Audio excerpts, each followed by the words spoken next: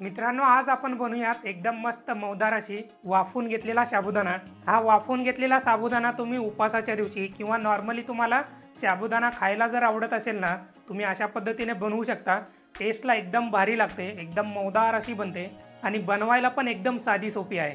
चला तर मग मित्रांनो, बोलण्यामध्ये जास्तीचा वेळ न घालवता फटाफट रेसिपीला स्टार्ट करूया। हो, पण त्याच्या आधी चॅनलला सबस्क्राइब करा, लाईक करा आणि कमेंट करायला विसरू नका। तर मित्रांनो, सगळ्यात आधी 2 वाटी भिजवलेला साबुदाणा घेतलेला आहे आणि जेव्हा पण साबुदाणा तुम्ही भिजत ठेवताना तेव्हा कमीत कमी 2 ते 3 तास चांगल्या प्रकारे साबुदाणा भिजला गेलेला पाहिजे, एकदम मौदार असा भिजला गेलेला पाहिजे।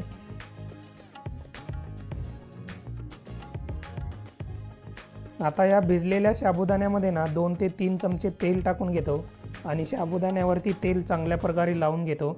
जेव्हा पण आपण या साबुदाण्याला वाफवून घेऊ ना, तेव्हा साबुदाणा एकदम चिकट होणार नाही आणि एकमेकांना चिटकणार नाही, यासाठी यावरती तेल चांगल्या प्रकारे लावून घ्यायचं आहे।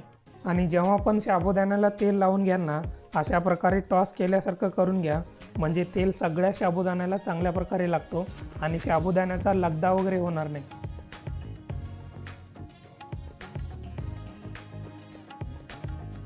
आता मी इथे एका कढईमध्ये पाणी उकळायला ठेवलेले आहे। आता इथं तुम्ही बघू शकता, पाणी चांगल्या प्रकारे खळखळ असा उकळायला चालू झालेले आहे। आता या कढईवरती मी एक जाळीदार भांडं ठेवून घेणार आहे।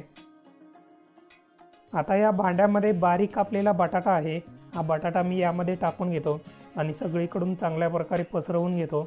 बटाट्याची वरची साल काढून घेतलेले आहे आणि एकदम मीडियम साईजचे बटाट्याचे काप करून घेतलेले आहेत। आता या बटाट्यावरती तेल लावून घेतलेला साबुदाणा टाकून घ्यायचा आणि सगळीकडे चांगल्या प्रकारे पसरवून घ्यायचा। साबुदाणा सगळीकडे चांगल्या प्रकारे पसरून झाला ना, आता यावरती झाकण लावून घ्यायचं आहे आणि 20 ते 25 मिनिट चांगल्या प्रकारे याला वाफवून घ्यायचं आहे। हे बघा मित्रांनो, अशा प्रकारे 20 ते 25 मिनिट झालेले आहेत। साबुदाण्याला चांगल्या प्रकारे वाफवून घेतलेले आहे। आता इथं तुम्ही बघू शकताय, साबुदाणा आणि बटाटा जो आहे ना, वाफेवरती चांगल्या प्रकारे शिजलेले आहे, एकदम मौदार असं शिजलेलं आहे। आता गॅस बंद करून घ्यायचा आहे, कढईवरून साबुदाणा उतरून घ्यायचा आणि एका दुसऱ्या भांड्यामध्ये काढून घ्यायचा। आता या साबुदाण्यामध्ये 1 चमचा हिरव्या मिरचीचा ठेचा, तुमच्या चवीनुसार सैंधव मीठ, आता यामध्ये अर्धी वाटी भाजलेल्या शेंगदाण्याचा कूट टाकून घ्यायचा आहे।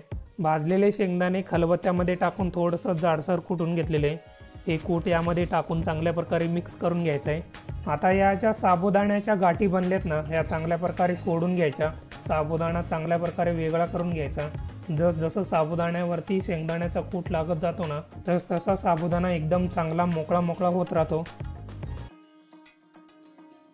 तर मित्रांनो, अशा प्रकारे एकदम साध्या सोप्या पद्धतीने आपला वाफाळलेला साबुदाणा रेडी झालेला आहे, म्हणजे स्टीमवाला साबुदाणा रेडी झालेला आहे। चवीला एकदम मस्त झालेले आहे आणि त्याचबरोबर साबुदाणा वाफवून घेतल्यामुळे ना एकदम मौदार असा झालेला आहे। तर मित्रांनो, अशा प्रकारे तुम्ही पण तुमच्या घरी वाफवून घेतलेला साबुदाणा तयार करू शकता आणि उपवासाच्या दिवशी एकदम मस्तपैकी एन्जॉय करू शकता।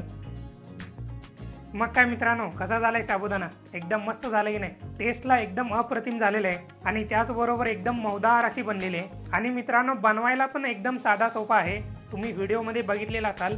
तर अशा पद्धतीचा स्टीम केलेला साबुदाणा तुम्ही पण तुमच्या घरी एकदा नक्की ट्राय करा आणि मला व्हिडिओच्या खाली कमेंट करून सांगा तुमचा साबुदाणा कसा झाला तो। चला तर मग आता जाता जाता रेसिपी आवडली असेल तर लाईक करा, कमेंट करा आणि सगळ्यात महत्त्वाचं मित्रांनो, चॅनलला सबस्क्राईब करायला विसरू नका।